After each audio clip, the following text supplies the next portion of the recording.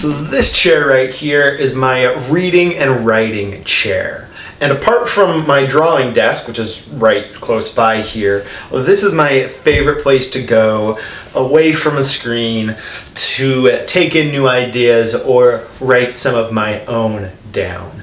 And where that writing usually starts in my day is with something called Morning Pages, which is an idea from Julia Cameron. That idea is, at the start of each day, to open up a notebook, take a pen, and spend 3 full pages doing nothing but stream of conscious writing. Getting your thoughts out of your head onto the page. It's a great way to dump whatever is in your brain, get it out of your brain so that you can move on with your day. I am bringing this up today because something interesting happened during my morning pages today. You might recall that in yesterday's vlog, toward the end, I mentioned how I went through this interesting process of when I first looked at all of the clips that I had shot throughout the day.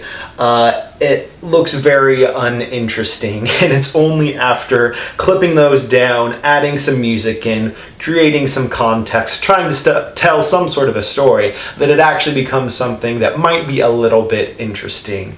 And as I was thinking about that and writing about that this morning, I realized that that is the exact same thing that happens with any creative project, but particularly with writing. That's probably something that most of you are familiar with. That the writing of a rough draft, be it a blog post or essay or an article, whatever it is you're writing, when you're writing that first draft, at times it might be a struggle, but there's also other times when you're infused with this excitement and there's a flurry of writing, you're in the zone, you're feeling good about what's going on to the page. But when you look at that writing the next day, it looks like crap, and it probably is to one degree or another, but when you work with that rough draft, trim out the stuff that doesn't matter, clarify things where need be, make sure that you're telling some sort of a story, then you chip away at it and it becomes better and better until you run out of time and you have to hit publish or turn it in or do whatever you are doing with that piece of writing. That is how I'm starting to see these vlogs as well. And that is reminding me that creativity in general is a muscle, and it's a muscle that needs to be exercised. And what I'm excited about related to these vlogs is that for me, I think it's going to be a way to build that muscle on a daily basis. And the building of that muscle via this format, I think, is going to have a really positive impact on all of my other projects. So I've already had a full morning of work today, so I'm gonna go type this up and get this verbal to visual video out and also get yesterday's vlog published.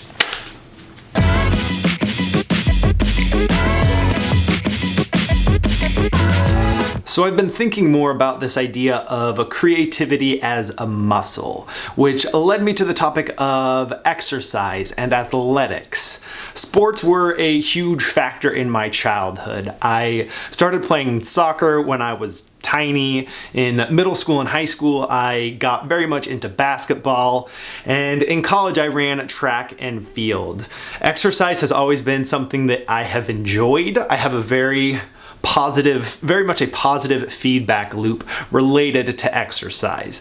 The moment I start on a walk or a run or start shooting hoops, usually right away is when those endorphins start coming. And if not right away, only a few minutes in. It's not quite the same for me with creativity. I enjoy completing a thing and putting it out there, but the creative process doesn't have as much of a positive feedback loop as exercise does for me. I know for other people, though, many people dislike exercise. They don't have that same positive feedback loop that I have, but they might have that type of loop in some sort of creative endeavor. That drawing or writing or taking photographs, that is the thing that makes them feel alive. And I don't think those two things are mutually exclusive. That exercise or creativity, only one of those can provide that positive feedback.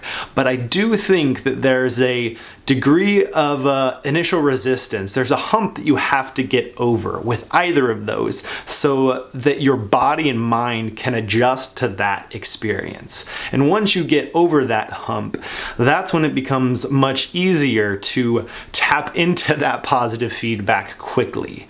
I think that I'm there with exercise. I think that with the creative work that I'm doing, I'm not yet there because this creative stuff I've only been doing for the past couple of years. I did not consider myself a creative person growing up, so I don't have that same initial head start that I might have when it comes to exercise.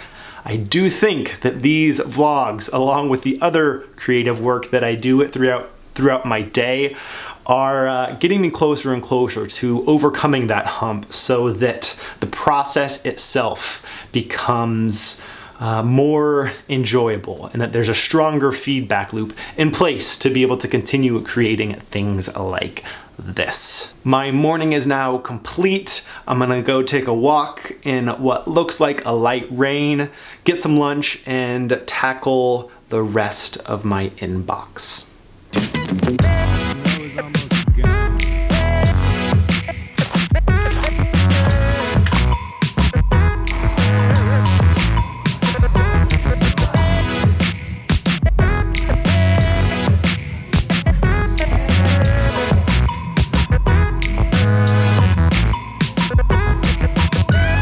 So I'm down to 6 emails, just 6, that I actually have to act on.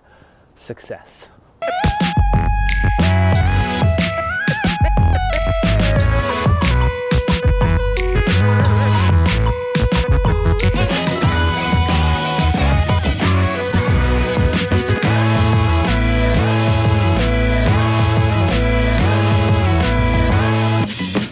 So another benefit of doing this vlogging thing is that whenever I'm outside walking, I'm always looking around much more than I normally do, looking to see if there's anything interesting going on.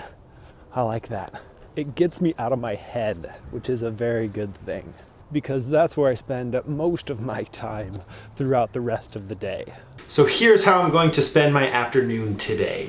On this computer, starting to edit today's vlog and do a few other menial computer tasks while catching up on the last few Golden State Warriors games, which I have missed. Today seems to be the theme of creative muscles and exercise and the combination of the two in some cases, and there is no better example of creativity and athleticism in the NBA at least, and maybe professional sports as a whole, than Steph Curry, Golden State's point guard. And I'm pretty excited because this week on Friday, the Warriors are playing the Trailblazers here in Portland, and I get to go to the game with my dad thanks to a gift from my older brother. So thank you, Joe, for those tickets. Can't wait for the game Friday. Let's get to work. Warriors get the overtime win. Time for a run.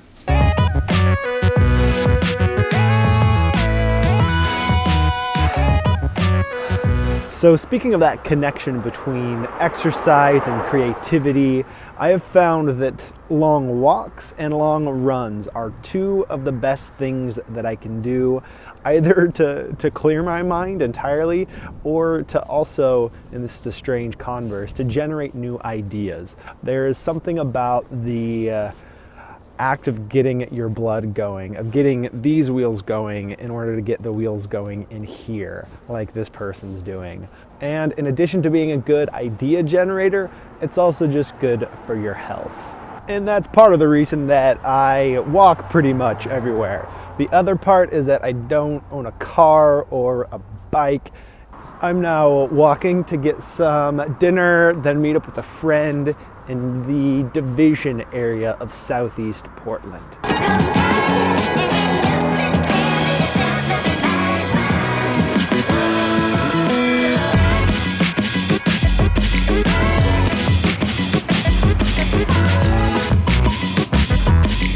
Delicious burrito bowl. Now I'm on to round 2.